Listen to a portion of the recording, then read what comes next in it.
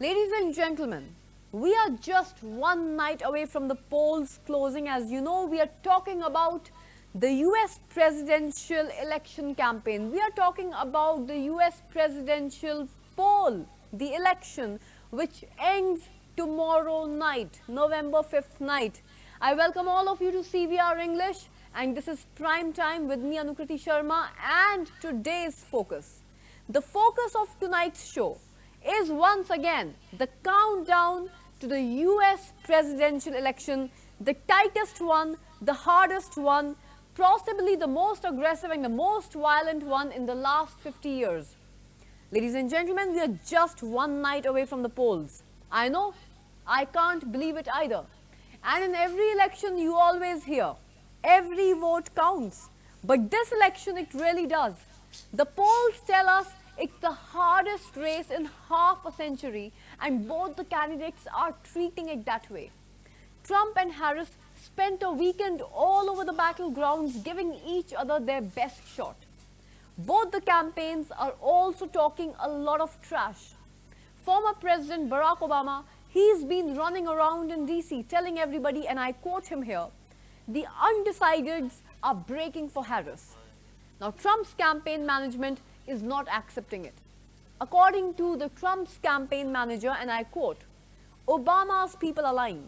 David can't do anything but spread lies until Tuesday because we are bound to win. The only thing the Harris campaign has got functional at this point is a statement, that to a lie, and is being dutifully repeated by the legacy media as if a fact. Unquote. Team Harris viewers, Team Harris on the other side is now claiming they are no longer the underdogs in this campaign. Trump's campaign is scoffing at that. Trump's campaign is literally scoffing at that. They say they are the ones who are expanding the map. On election night, viewers, Trump has had a keen eye on New Jersey. If it's a closer, if New Jersey does become a closer, then Trump's going to be having a big night tomorrow. Also Tuesday, which happens to be tomorrow, look at New Hampshire. That state's not supposed to be a battleground, but apparently now it is. Clinton and Biden just went there.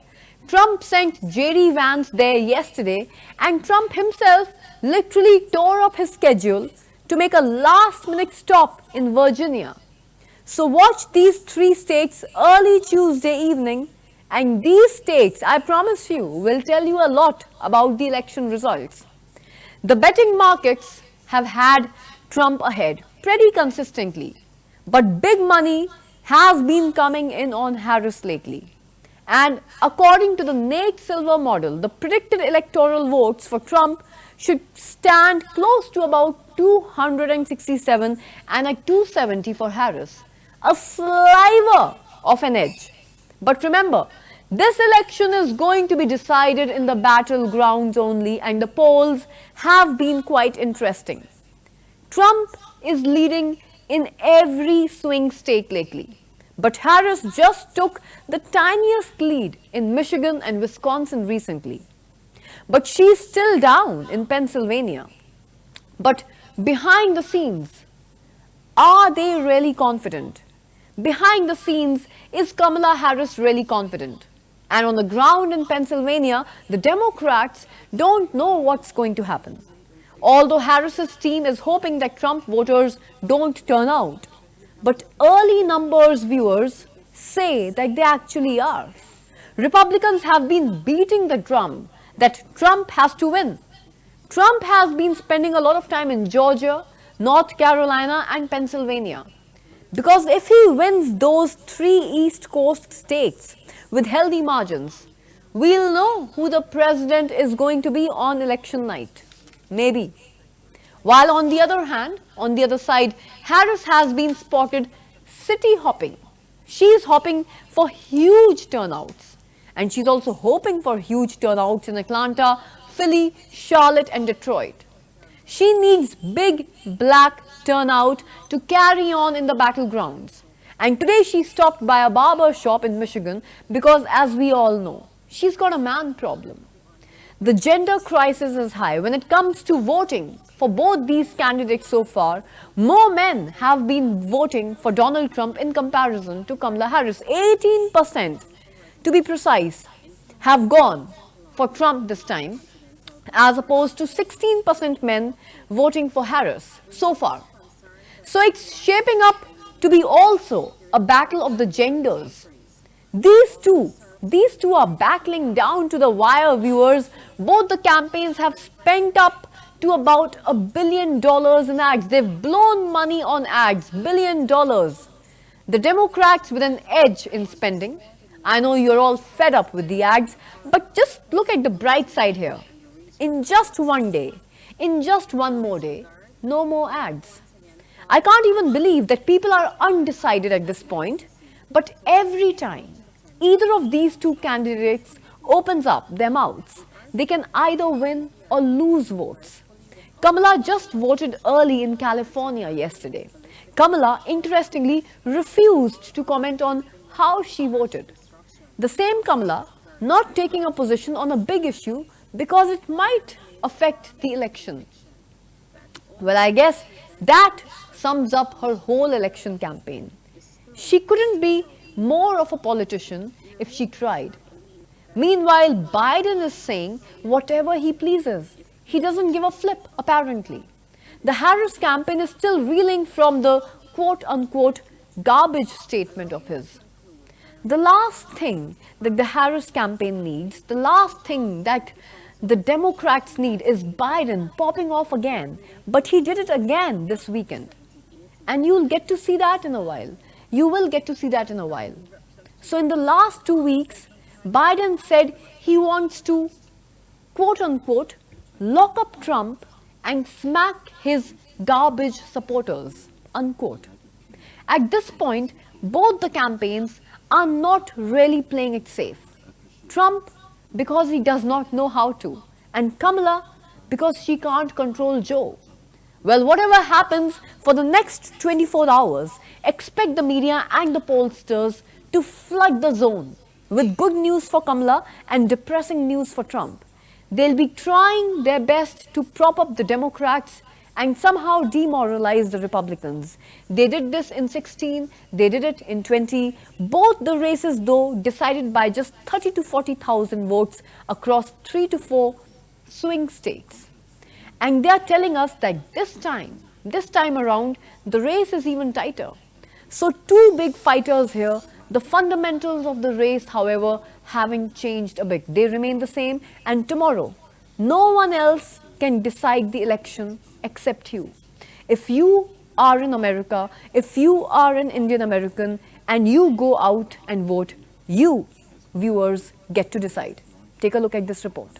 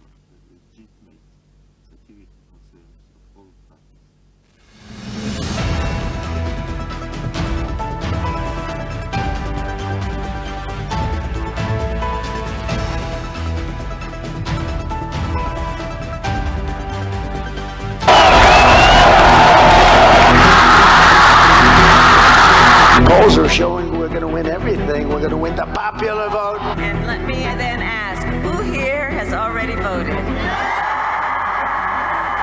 And let me ask, anybody here already voted? And let me then ask, who here has already voted? We must defeat Kamala Harris and stop her radical left agenda. Turn the page on a decade of Donald Trump. If Kamala wins, you are 3 days away from the start of a 1929-style economic depression. I believe that. Just Google Project 2025, which still I can't believe they put in writing. Project 2025. And I said, I don't know about it. Everything she says is a lie. He wants to put them in jail. I will give them a seat at the table. America will be bigger, better, bolder, richer, safer, and stronger than ever before. A country of chaos, fear, and hate, or a country of freedom, justice, and compassion. Kamala broke it, and we will fix it, and we're going to fix it fast. And when we fight, we win. You're the worst vice president in history. Kamala, you're fired. Get the hell out of here. But I'm here to tell you tonight, based on my reporting with Democrats and Republicans nationally and in both those states, that it could be that Kamala Harris wins Pennsylvania but loses the White House because she loses Wisconsin. My reporting is that she's in trouble in Wisconsin. This is based on 3 sources, 2 Republicans, 1 Democrat, all of whom know the state quite well, and all of whom told me today the same version of they would be somewhere between surprised and shocked if Kamala Harris won Wisconsin. The gender gap, again, we've talked about this throughout the campaign. We've talked about this for decades. Trump up 18 with men, Harris 16 with women. That is a 34-point gender gap by about 10 points. If this happens, this would be the biggest gender gap ever recorded. Stunning, and his lead with men bigger than her lead with women. How did you vote on Prop 36? So my ballot is on its way to California, and I'm going to trust the system that it will arrive there. And I am not going to talk about the vote on that because, honestly, it's the Sunday before the election, and I don't intend to create an endorsement one way or another around it. So, but I did vote. I know some of you guys are tempted to think it's macho guy. I'll tell you what. When I was in Scranton, we used to have a little trouble going down the plot once in a while from Greenwich. But I'm serious. These are the kind of guys you like to smack in the ass. Meanwhile, Elon Musk is preparing for the Trumpian victory. Well, he backs the Republican candidate and now he is working on policy prescriptions for the next US president in the hope and belief that it is going to be Donald Trump. Now, Musk, as you all know, is the world-famous billionaire entrepreneur, the man who chases big ideas like electric cars and space rockets. Well, he's got a new idea this time. Elon Musk wants to tackle America's debt problem, and he says that he does have a plan. He can reduce America's expenses by $2 trillion. Musk has called America's debt a ticking time bomb, and he actually has a point. As of today, the US owes over $35 trillion. And viewers, it is an unsustainable debt. According to Elon Musk, the US pays $1 trillion as interest itself. $1 trillion every year as interest. That's more than America's entire defense budget, by the way. And Musk says that taxpayer money is being wasted and he can help reduce this wastage by as much as $2 trillion. Now, a quick reminder, Elon Musk is not on the ballot in this election. He's not on the ticket. He's not even contesting for a seat in the US Congress. Yet, he's sounding more and more like a candidate in the election these days, if you've noticed carefully. He's been actively campaigning for Donald Trump, not just as a star campaigner like all of us know. The other candidate, Kamala Harris, has got a huge line of stars vying for her, who are ready to campaign for her, who are supporting her all the way from Taylor Swift to Eminem. But Donald Trump has got Elon Musk on his side. Elon Musk not as a star campaigner, but as a major donor. Musk has poured in millions into Trump's campaign already, more than $100 million to be precise. He's been giving out $1 million checks to voters just like that. Trump has even promised him a role in his future administration. Clearly, Trump seems to be entertained and impressed by SpaceX and Elon Musk. Perhaps he's hoping that Musk can use some of that complicated rocket science to make America's debt disappear. And Elon Musk seems eager too, eager to take on this challenge. Earlier, he had proposed what is known as a Government Efficiency Commission, a body to rein in on government expenditures. A Government Efficiency Commission. This is just a proposal at this point, and no such commission exists at the moment. But Musk is acting like he's already in charge of it. So what is his big plan, viewers? And how will he contain America's debt? Well, that he's yet to share. The specifics are missing from his public pitches. He keeps talking about it a lot at Trump's rallies and amplifying his claims on X, the social media platform that he acquired, and in fact, his recent posts focus almost entirely on the election, with Republican content and conspiracy theories. X has now become Elon Musk's official mouthpiece for the US election. Since he acquired it, and now he's been using this platform rather freely to rally more and more support for Trump. Basically, Elon Musk right now is a major booster, a major supporter for Trump. He's betting big, he's betting hard on the former president. And beyond all the social media amplification and personal donations, Musk is also building grassroots support for Trump. He's created a fund called the America PAC. PAC. PAC. It stands for Political Action Committee. These are commonly used to funnel money into the election campaigns, and Musk has gathered lawyers, PR professionals, and all the political pundits. His team is now working closely with Trump's team, and they're trying to mobilize more and more voters by canvassing the battleground states, basically the 7 swing states. The goal is to bring at least 800,000 Americans to vote for Trump. So Musk is going all out backing Donald Trump. And this is not just about his political preferences. You see, this is not a question of his political preferences. This is also a big business decision for him. It is also a big business decision. This election is a business investment for him. Let's not forget, viewers, even for a moment, all said and done, keeping all his activities aside, Elon Musk first and foremost is a businessman. He believes in business.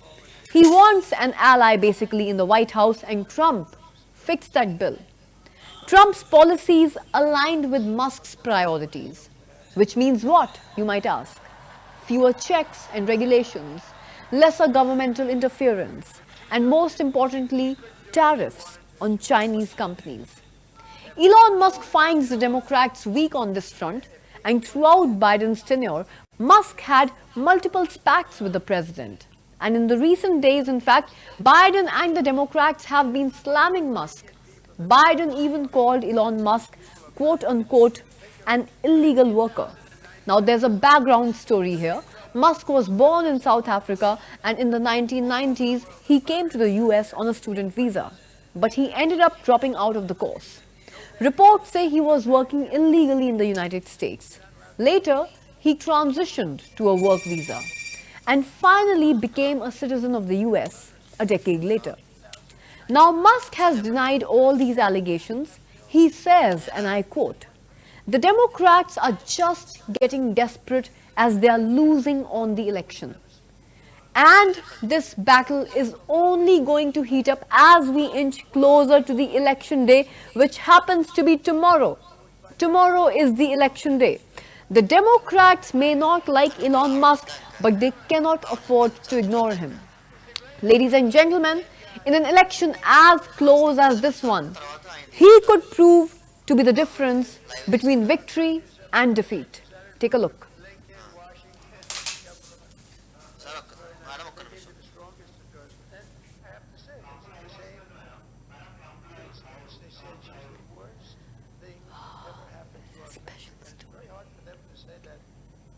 She never made one phone call in 4 years to the Border Patrol. After this, crazy. president again. Yes, yes, we're fighting our president. I used to call it when I had nothing to do. I said, call the Border Patrol. And we got, just drop that chart, please. That chart, my all-time favorite chart.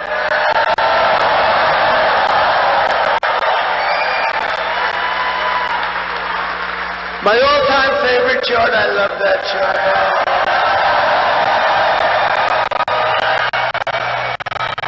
I sleep with that chart. I kiss it every night before I go. Because I wouldn't be here if it weren't for the chart. If you take a look at the arrow at the bottom, that was the day I left office. That was the lowest illegal immigration we ever had. And I kept it pretty good. And then you take a look, and we had Mexico pay for their soldiers. They didn't want to pay for their soldiers. I said, you have to give us soldiers while we build the wall. And they paid so much money to us, and they said, we're not going to do that. They actually laughed at me when I suggested it. And I said, here's what I'm going to do. I'm going to put a tariff of 100% on all your cars and everything that comes into the United States. They said, you know what they said? Sir, we would be greatly honored to let you have our soldiers free of charge. Thousands. How many would you need, sir? I said, as many as it takes. And they were great. They made a big contribution to our security, let me tell you. But they got to stop with, now we're talking Turkey. One of the first calls I'm going to make is to Mexico. You stop letting people come in through our border and come in through your southern border, and you stop it.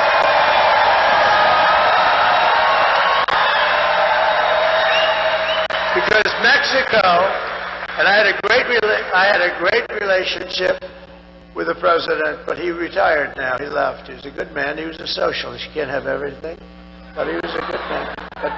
But they paid a fortune for the soldiers along the border. We were able to have great numbers. Well, built 571 miles of wall. I was going to add 200. By the way, far more than I said. I was talking about 200, 250. We built 571.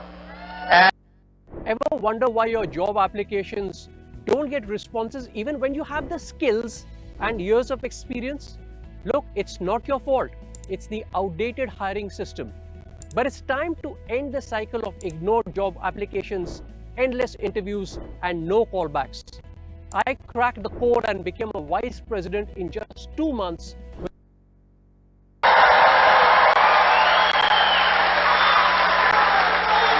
But now we have a new president in Mexico. Supposed to be a very nice woman. They say I haven't met her.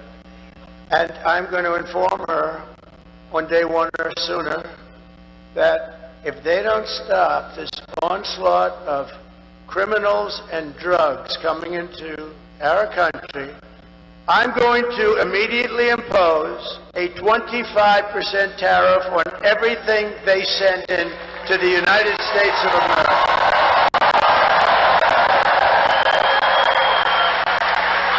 And the reason I delayed that, you're the first ones I've told it to. Congratulations, North Carolina.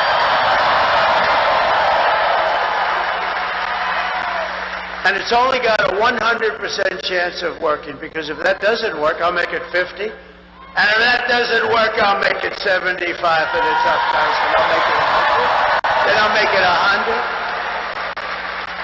And at some point, they'll have so many soldiers on their southern border. You know, their southern border is where they come in. They come right through.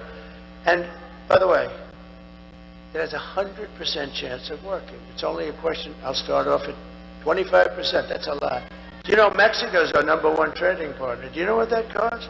They make a fortune. They've taken over our country in a way since this Biden-Harris people. They became our #1 trading partner, and they're ripping us off left and right. It's ridiculous. They're not going to rip us off. They wanted $3 billion to meet with me. They wouldn't have said that with me. I would have said, oh, really? You want $3 billion to meet? I'd do the opposite. If you don't give us $3 billion, I'll impose the biggest frickin' tax.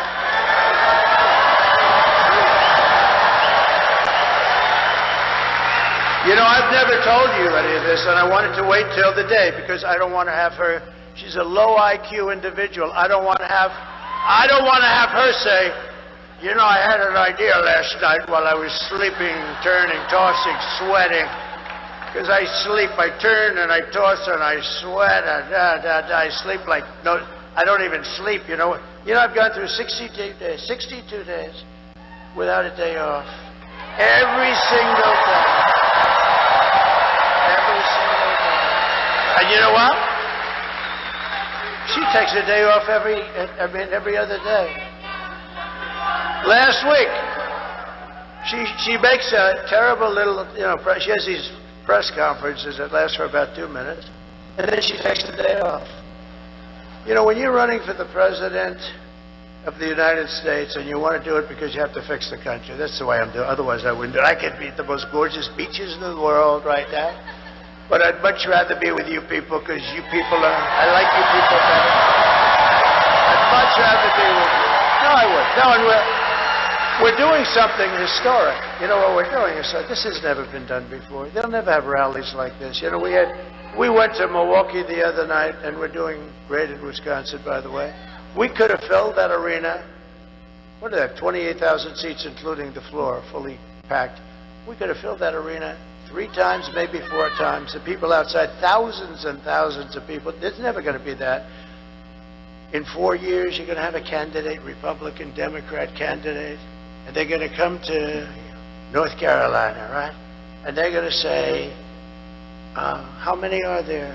And the consultants back there that make a fortune because they think they bring these people. You know, they don't bring, nobody brings anything. We bring them. We together bring them. But you know what they're going to say? And the same people that be represented, very smart people, they're very good people. You have to, you know, can't give them too much leash. We can't give them too much. But they're going to have 250 people come. And that's standard. See the ladies of North Carolina? They've come. Those beautiful, beautiful ladies. They're looking better and better all the time. These beautiful ladies, and I think they're very well to do. I mean, they're always so beautiful, beautifully coiffed. Look at that. They're just, but here's what I love. They're great Americans. They love our country. They love North Carolina. They come from North Carolina. Isn't it nice where you can sort of be closer? They'll travel to California. If I went to Hawaii, they'd be in Hawaii. I think they're loaded. You want to know the truth? I think their husbands. The reason I never see their husbands is because they're working like hell. Because these wives are traveling all over the place. 257. They've been at 257 rallies, and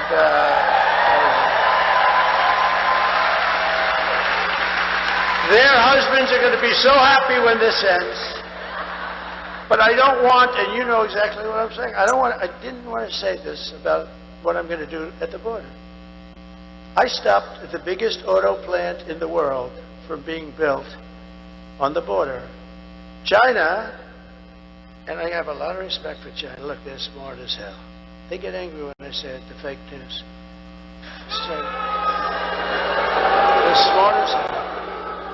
They're like playing chess and grandmasters against playing an average checker player and maybe a less than average checker player. The deals, when I came into office, I've never seen such bad deals with Japan, with China, with them. The worst trade deals. I actually said, there's only 2 reasons we could have deals so bad. The people making the deals were corrupt, which I actually believe, or they were very stupid. And I think you had a combination of both. And we fixed a lot of those deals. We would have had them all fixed up, but then we had to fix COVID. But we had the greatest, think of it, we had the greatest economy in the history of our country. The greatest. We had the greatest border. That's done by Border Patrol. That's not a Trump special. That's done by Border Patrol. That lovely, gorgeous, I look at it, I get tears in my eyes.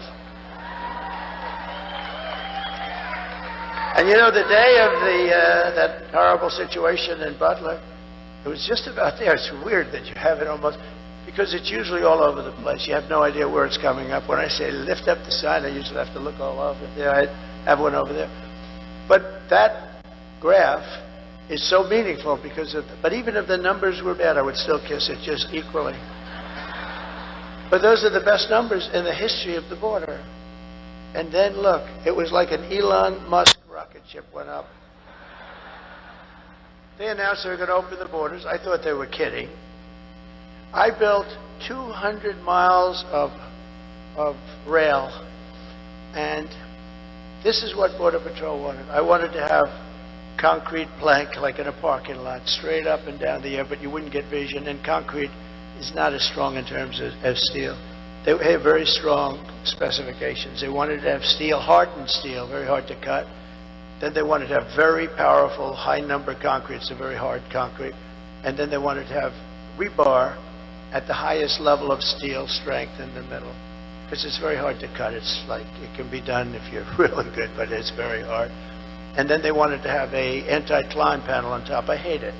I hate the anti-climb. I said, I don't like it. It's so beautiful without that damn panel. I said, don't make me do that, sir. It's an anti-climb panel, and it's called that for a reason. And we actually had testers. We had guys, 2 guys that climbed Mount Everest. I said they should qualify. But you know who the best were? We had drug runners. These guys are unbelievable. They went up that thing like it was nothing. Like I never, with 75 pounds of drugs on their back. Drug runners. They were beating the Mount Everest. Well, it's a different profession after all. But they were right. That anti-climb panel stops them cold. They couldn't get over the anti-climb, so I said, let's do it. Let's do it. But we built 200 miles of additional, and all they had to do was put it up. The hard work was done. They were built, it was delivered, and the hard work was done. Highest specification. Cost more money than what I would have done, but what I would have done, they have acids that actually melt concrete. They have certain acids that you put down. Those planks would have come down very easy. These guys are ingenious. You know, if they would spend their brains on good, everything in the world would be nice. No, they're genius. The way they smuggle drugs into our country. You got to see the cars. They build cavities in engines. So you're inspecting a car. They have them in hubcaps that even if you take the hubcap, you can't find them. It's like a double hubcap. It's the craziest thing. If they would spend that genius on doing good for their country or for us, I mean, we would have no problem. I mean, it's really incredible. And, you know, the people that do the trafficking, what they do with the women is, they put them in trunks of cars. It's mostly women, by the way. Mostly women. A lot of people say traveling and trafficking. But the trafficking is women. And the reason is it's become as big as the drugs. And the reason is because of the Internet. The Internet made it a modern business and a big business. And I'll tell you, some of these guys are among the richest people in the world. And they run a real operation. And they essentially take care of Kamala because they even have an app where they can call.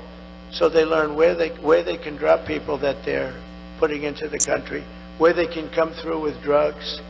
They have an app. Can you believe you call an app? You're now a drug trafficker or a human trafficker, and you say, ding, ding, ding, hello? Where do I drop these people? Go about 7 miles up, and then go a mile left and just drop them at the opening in the gate. Okay, can you believe this? This is Kamala.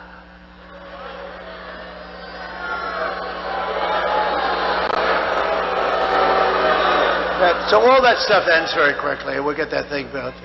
But they could have put up 200 miles. Oh, you know what they did with that expensive stuff? And it's expensive. They had it laying in the sand, laying in the mud. It was all there to be put up. All they had to do is flip it up. It goes like, they put it up real fast. 3 weeks. The whole thing, we would have had 750 miles of wall. Think of it. And boy, walls work. Walls work and wheels work. You know, they never get obsolete, right? The computers, in about 2 minutes, they're obsolete. And, but we have the best computer guy there is, right? We have Elon. And he loves it. And you know where Elon is right now? Elon is right now. He's in Pennsylvania campaigning because he thinks it's the single most important thing he's ever worked on. Elon Musk, and we want to thank him. He's an amazing guy. When I saw that rocket came down, when I saw that sucker come down, 22 stories, by the way. You know, if people think it's like 5 feet high, it's 22 stories. That sucker's coming down, and It's those engines were blowing. He says it's all computers. It's true. That thing. I said, oh man, it's going to crash. No, dude, it's going right into the gantry. Right? It's going to crash.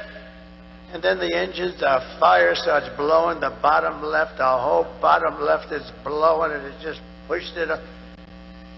And then it came down, and those two big arms, you saw the arms? They grabbed that thing like you grab your beautiful baby. See, I'd gotten much better. Years ago, I would have said something else, but I've learned. You have to learn. I would have been a little bit more risque.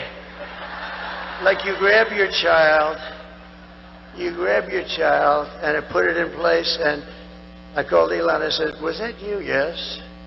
And he said, that's genius. He said, yeah, there was a lot of brain power went into that.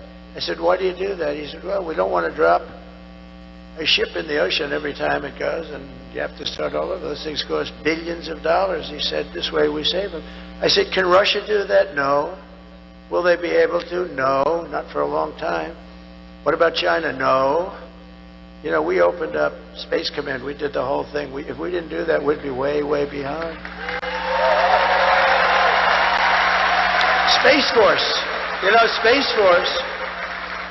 We got one of the many. We did so many things with the tax cuts, the regulation cuts, the right to try for those people that are terminally ill. You get the right to try our medicines here instead of going to Asia and Europe. Or if you have no money going home, which is about 99% have no money and they go home. But the few people that have the kind of money you need for that, they'd go to Europe, they'd go to Asia. And we have the best labs in the world. And nobody ever talks about it. They tried to get it for 50 years. I got it done, passed through Congress. You think anything's easy to get passed through those guys? It's not easy. But we did so many things, and we've saved thousands and thousands of lives. It's worked out unbelievably. And, nobody wanted it. The scientists didn't want it because they're terminally ill. They don't want to start from a terminally ill person. Looks bad on the records. They didn't want record sheets. Insurance companies hated it. It was very, very... I got everybody into a room. Our country hated it because our country will get sued. When somebody's terminally ill, they die and they sue the country. I said, you can't do that. Got everybody in the room. And I signed an agreement. Everybody agreed that we're going to work beautifully with people that are terminally ill, but they're not going to be allowed to sue anybody. If they die, they die, and if they live, it's going to be the greatest. We have saved thousands of people, and nobody ever talks about it. Nobody ever talks about thousands and thousands.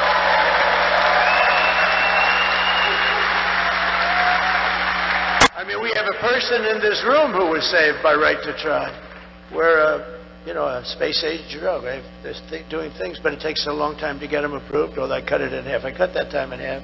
But the FDA takes 12 years sometimes to get something. And by the time it's approved, a lot of people are gone. So when they're terminally ill, we get them that drug right away. They sign an agreement that I or my family will not ever, for any reason, and under any circumstance, sue the United States government, such and such a drug maker, such and such a lab, Dr. Schwartz, Dr. Jones. We will not sue anybody. We just want to get better. And that's all it says. Pretty good, right? That's pretty good for only a semi-non-lawyer. But that's essentially what it says. And the funny thing is, the ones that were most against it were the drug companies and the labs.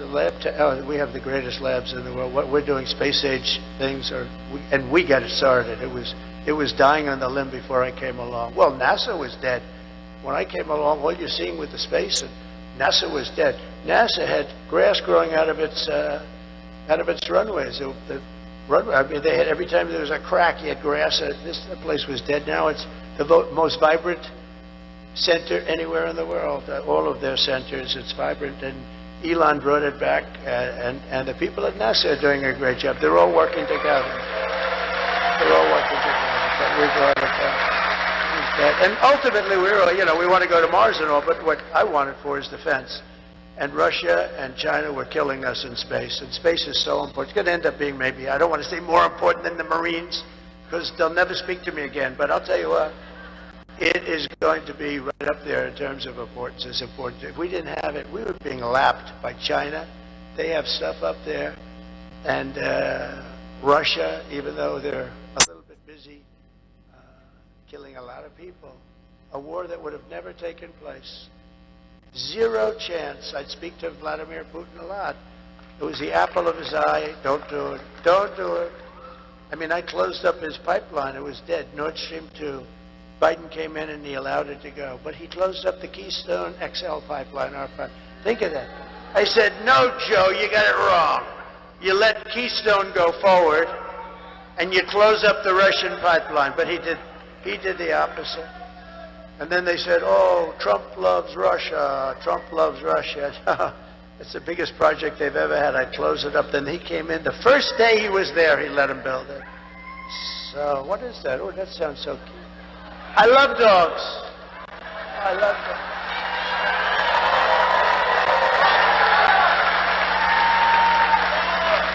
We love dogs.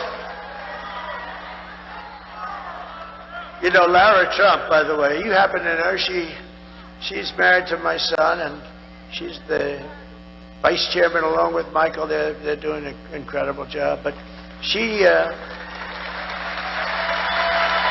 would come into the office, and she loves dogs and pets, and she would get me to do things for doggies that you wouldn't believe. Dad, we have to make the cages larger. We have to provide air conditioning. Can you believe it? I didn't know too much about it, but you understand what I'm saying? In these kennels where they're obviously not treated too good. I said, so do we have to give them a steam bath, or do I? He said, no, she was very, very strong, and I listened to her when she talks, I listen. But Laura was so incredible. As you know, she was born in North Carolina, lived here her whole life.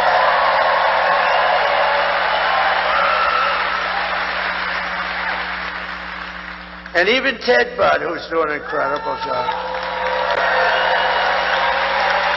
And I said, Ted, run for the Senate. And he said, I'll do it, but I'm only going to do it if Laura's not going to run.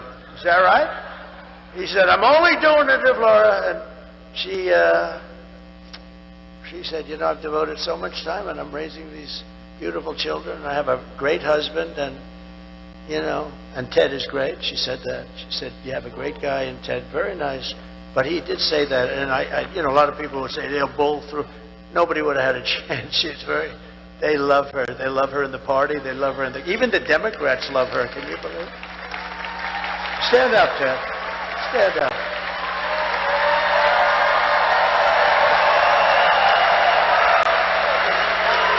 And he's doing a great job.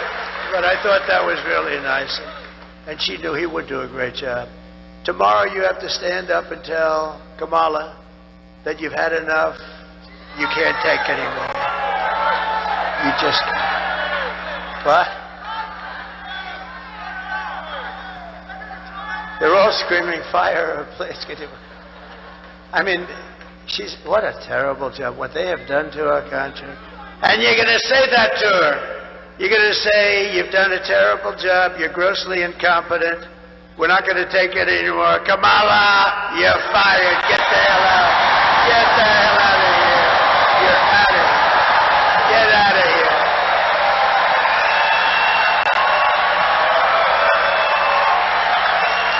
That's what you're doing.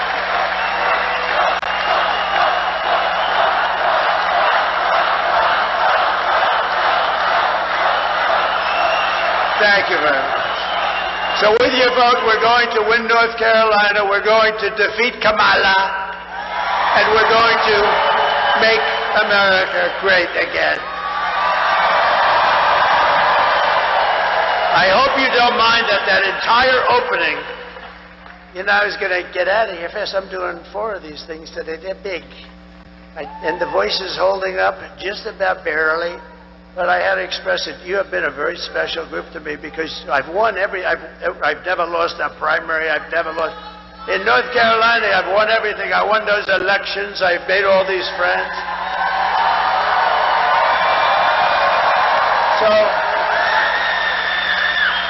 So I just did you a little bit of a thing. And by the way, the press will say, oh, he rambled. No, that's not rambling. You know what that is?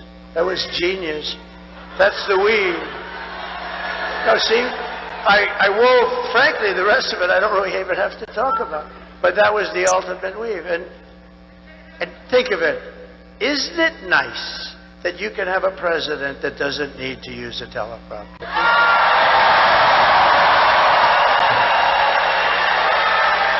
Isn't it nice? And I got to go a little quicker now because you know what? I took Marco's place and I took Sarah Huckabee Sanders' place. I said, do you mind if I go now? Because you know what? We got to keep a schedule. And I'm going to ask them to come up right now. Just come up. Because I took their place. And it's so rude. Marco is a big winner, beautiful winner from Florida. As you know, he's a great guy. He's my friend. And Sarah's now the governor of Arkansas. And we love those people in Arkansas. So while I'm talking, I'm going to ask them to come. See, we're trying to conserve a little time. But they are incredible people. Oh, come on up if you can, if you're around, wherever. Come on. Okay. That's called efficiency. I figure Sarah would be finished now and Marco would just about be getting started.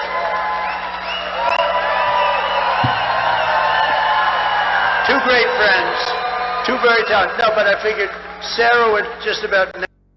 You're wrong if you think LinkedIn is just for applying for jobs. It is the holy grail for leads, work, and networking opportunities. And in just 5 days, you can learn all the strategies you need to turn your LinkedIn account into a lead generation magnet without spending a rupee in ads. I am talking about this workshop by Web of Sisinti. Hi guys, my name is Web of Sisinti. I'm the founder of Growth School and I help people unlock the full potential of LinkedIn since 2021. And what if I tell you that just by investing a couple of hours over 5 days, you can learn all of this. President, again, we know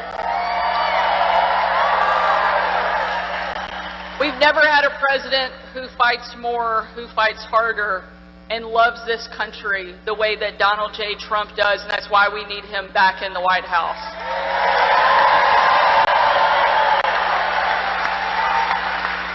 Every day when the left was relentlessly attacking me, it was Donald Trump who stood up for me, who empowered me, and gave me confidence to do my job. And that's what he does for every single American, every single day. He will not let us down. Make sure you get out and vote, North Carolina. We need you because America needs Donald Trump, and we're going to make it happen. Thank you so much for all you're doing.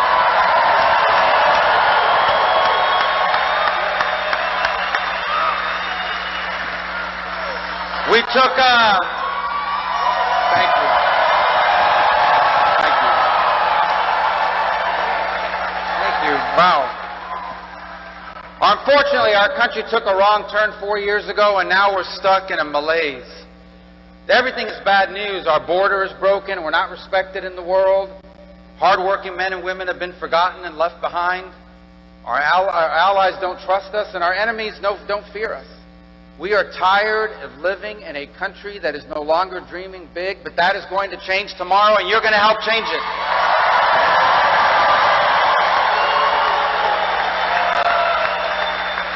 Tomorrow, North Carolina and the country are going to make our 45th president our 47th president.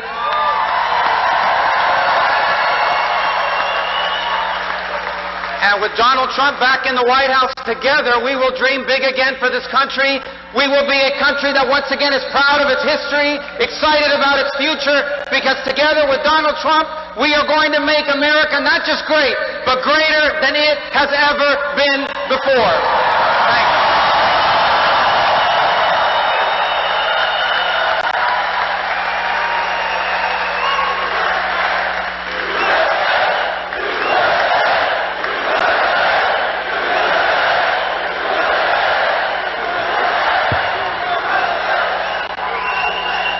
Okay, so they both did better. If they stood up here and spoke each for half an hour, what they just did was better and appreciated and brings us a little bit into schedule. You know, one thing Marco was talking and I said, you got hit so hard by that hurricane and we didn't care about what we're doing today. We only cared about saving lives. And we did a good job. FEMA did a horrible job. The administration, they're still not there. You know why? Because they've spent all their money on bringing in murderers and a lot of people. They spent all their money on bringing in illegal migrants. They've also taken a lot of your jobs, especially jobs from the black population. But think of this.